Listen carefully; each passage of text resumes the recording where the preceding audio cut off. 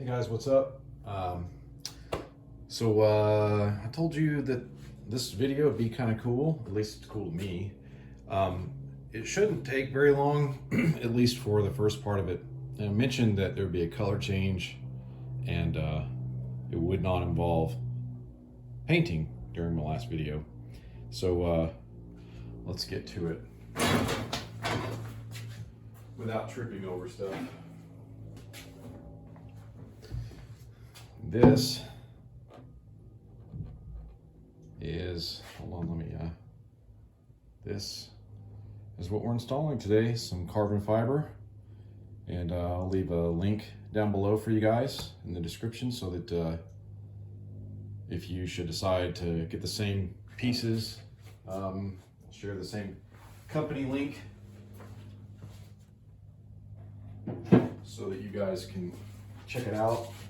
I will say that there are definitely better companies. You know, there's definitely higher end stuff.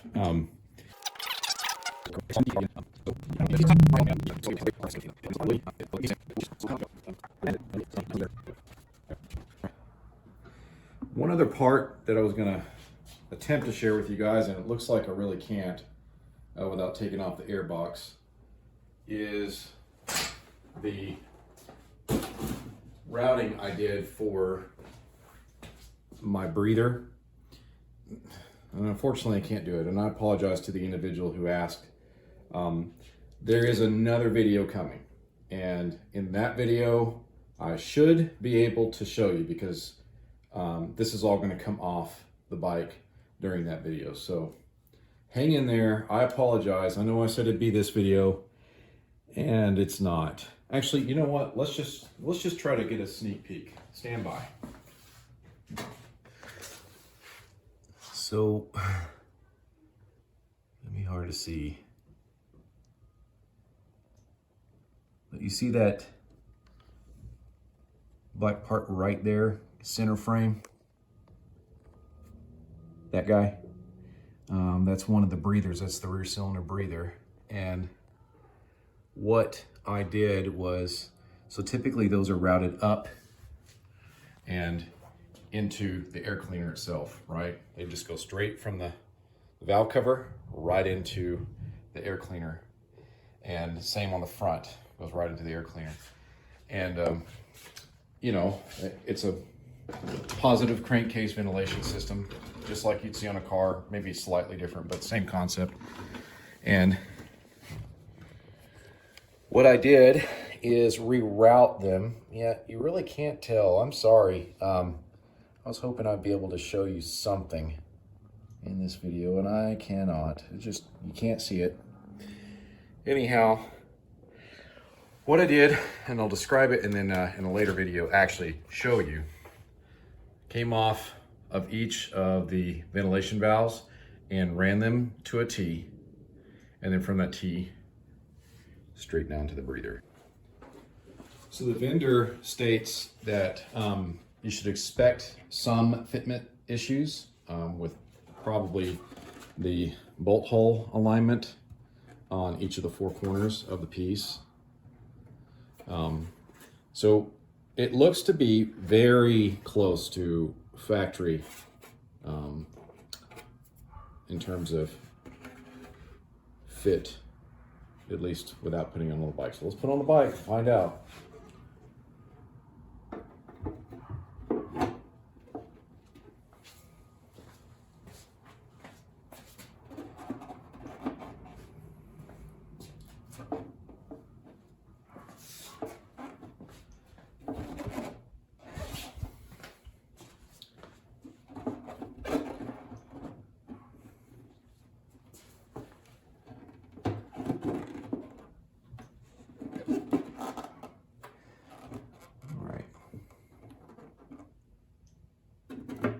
So yeah, it looks like I'm gonna have to definitely work out what to do here. If you are able to see this gap right here between the tank and the frame, that's where the hole is aligned here. And in the front, definitely going to be, the front is actually closer. It's back in the back where it gets off. So I'm going to have to elongate that. I'm not going to be able to do much about this here. I really don't want to start grinding on this edge. I'm not a fan of doing that. But hey, you know, it looks a lot better than the old factory piece, which was, you know, had a janky old rattle can garage paint job. Yeah, we're looking at, in essence, kind of the same situation in the back. Maybe, yeah, actually in the front here, there's definitely some gaps along this front edge. So I think, yeah, that was hot. I just got done riding, so engine's still pretty warm. So let me do some figuring and we'll come back.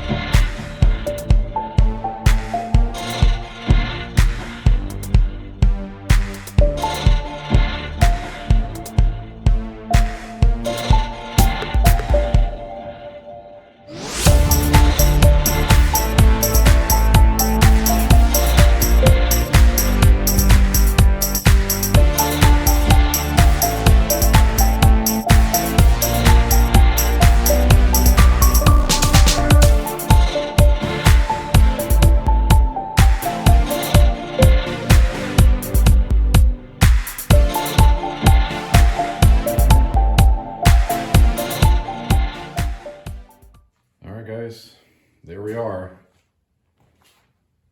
That is what it looks like.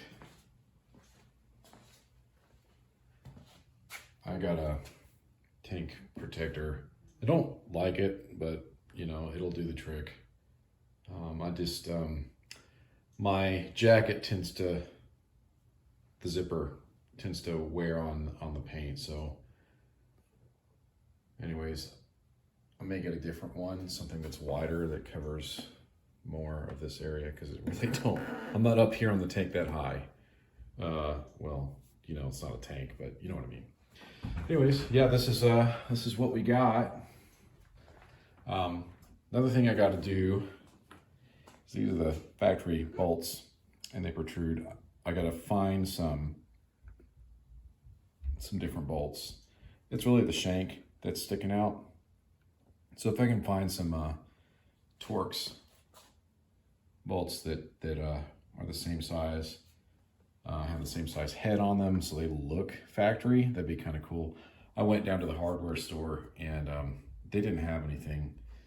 So I even looked at maybe getting some plastic washers to put underneath that, and they didn't have anything there. Actually, they did. They were white. I was like, nope, don't like that much. So yeah, so that doesn't bother me, right? I mean, no one's gonna walk up and say, look at that. Maybe somebody would, but I wouldn't be that guy. And I like it, yeah. It looks great, in my opinion. You may feel differently. The vents there kind of add a different appeal, I guess. They seem to be functional. Yes, I have already ridden the bike with this on, and I dug it. There are two spots that the bars make contact. So one is right there. The edge of the triple tree clamp there rubs, and I can feel a little bit of a scar that's forming right there. I don't know what I'm going to do about that. Short of grinding on that, I am not doing that. I'd rather this take the abuse. I'd rather nothing take the abuse, actually, but you know, I can't clearance this, so I'm allowing it to self-clear, right? And then this part of the control, if I'm not careful, will bump that scoop. So those are the two gripes I have that I really can't do anything about right now. Eventually, I hope to get different controls and go with something more modern than what those are. And you can see that, you know, you've been around the block. So maybe one day I'll do an upgrade to the brake system and stuff like that. But right now, hey, we're making progress. We're getting there slowly but surely. So I also peeled off the plasti dip from the plastics, so everything ties together. And I'm pleased to see that we still have a nice gloss on the original plastic, albeit, you know, they are definitely seeing their age show through, but still nice and glossy. The camera isn't really picking up the way I see it with my eye, but it's pretty good. I mean, it's not like amazing Ferrari paint, but it's all right, you know. So overall, I think the carbon fiber was an improvement, you know. So, all right, guys, until next time, peace out. Keep it between the ditches.